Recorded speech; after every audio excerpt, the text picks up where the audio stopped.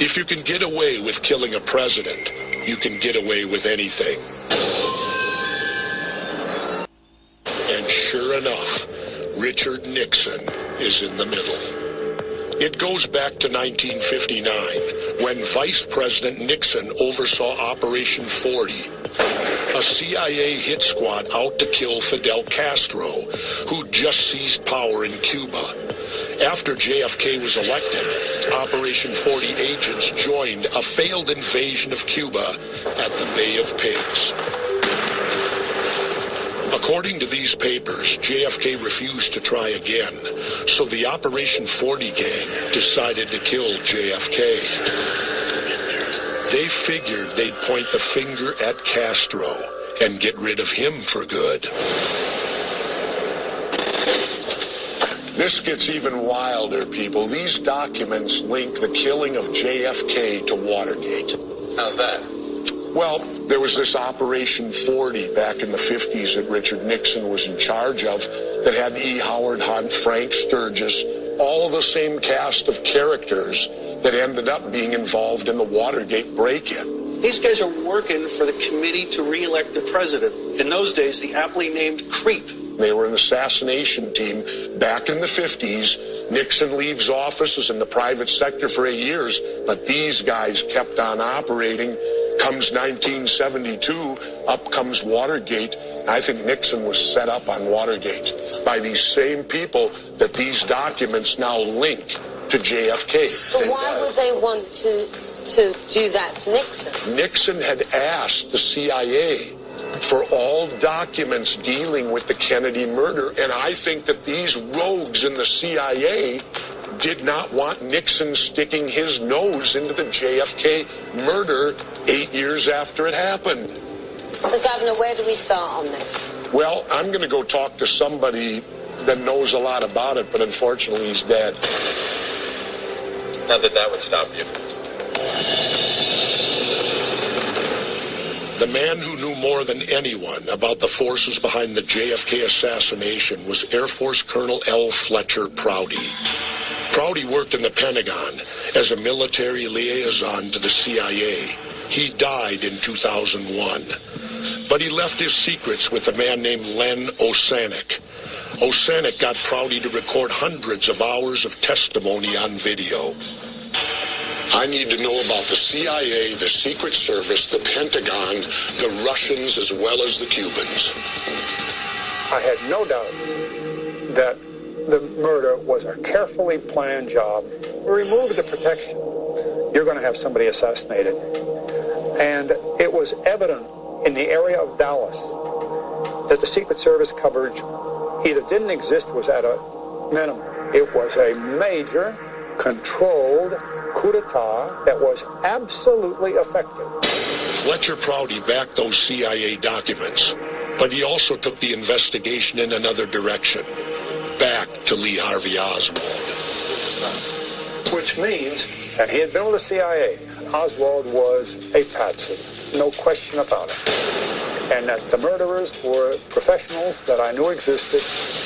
He said it flat out. Oswald was framed. I'd heard enough. Yeah, there are a lot of different ways to go in this case, but there was only one way for me to go.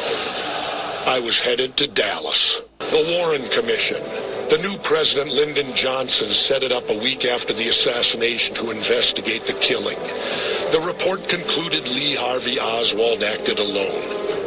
But before he died, Commission member Gerald Ford admitted that the CIA had destroyed or withheld critical evidence. The Warren Commission's lone gunman theory relies on something called the magic bullet. One bullet would have caused all the non-fatal wounds to JFK and Texas Governor John Connally sitting in front of him. Warren Commission staffer Arlen Specter came up with that one.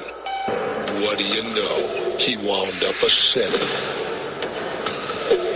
Gerald Ford later admitted that he changed the description of JFK's wounds to make the theory sound more plausible.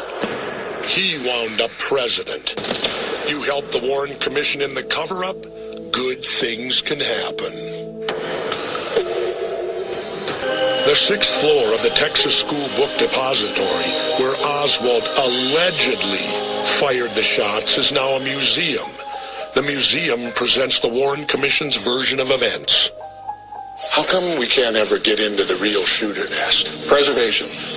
With the wood floors, the same way it was back then, even the markings on the floor, which are visible on the crime scene photos, are still there. Preservation's the only reason that they do that, and keep it the way it is. Yep. Yeah, see, I have a difficult time with him making these shots. I think that it's virtually next to impossible. The guy was not a very good shot to begin with, because in the military, when you only qualify as a marksman, that's the lowest you can be. I had a chance to test the same type of rifle, same ammunition, and try to recreate Oswald's shooting sequence. Assassination expert Jim Fetzer warned me about the weapon. The Mannlicher Carcano, the bolt action was so difficult that when you sight in with the telescopic sight, after you work the bolt, you're thrown off the target and you have to re-sight again. We got the crane. It's supposed to be 190 to recreate the elevation and distance of Oswald's perch. Oswald supposedly got off 3 shots in 6.3 seconds. He had to shoot through trees too, and his target was moving. Just for the record, I was an expert marksman in both pistol and rifle. When I was governor of Minnesota, I amazingly still qualified as an expert at 50 years old. All right, weapons going hot. Cheers. Stand by, fire in the hole. Not yet. Slam it. Slam it? Yeah. No, give it back. Here you go. What a piece of Stand by, fire in the hole. Okay, I got this, then take the rest out.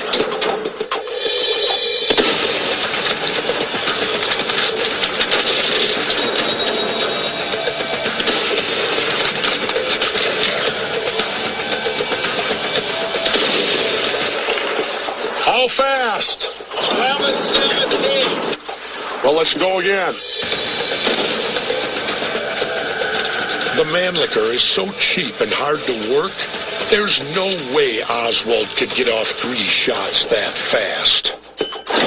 How much? 884. Fire in the hole. I hit the target a few times and even got in a headshot, but nowhere near the time Oswald supposedly pulled it off. 879. And he did it in 6? Bullshit. This is impossible. And I'm not the only one. In the past, a lot of reenactments by expert marksmen failed, including ones by CBS News and even the Warren Commission. I told the 6th floor museum curator, Gary Mack, about our little test. You're the curator of this museum, so naturally you have to follow museum policy. Let's pretend we're not here. Okay. Let's pretend you and I are sitting out and having a cold one. Okay. Sounds good. What's your position at that point? Personal Position. When I go home, I think there's more to it than Lee Harvey Oswald. Even the guy who's paid to spout the party line doesn't buy the official theory. I can't prove it. I have some bits and pieces that to me say there's got to be more to it than Oswald, but I can't prove it. And there are a lot more questions about Lee Harvey Oswald's actions that day. After the assassination, Lee Harvey Oswald had plenty of chances to disappear, but he didn't. He hopped a bus, but didn't make it to the Greyhound station. He got out in traffic and took a taxi cab, past the train station, and over the bridge, to his rooming house a couple of miles away. Oswald supposedly took off on foot. He'd walked 3/4 of a mile when he was stopped on this residential street by a cop named J.D. Tippett. Oswald supposedly fit a Dallas police radio description of a JFK suspect, a white male, around 30 years old, about 5'10". That description was based on a single witness in Dealey Plaza who said he saw someone in a book depository window. How could he tell the guy's height 6 floors up?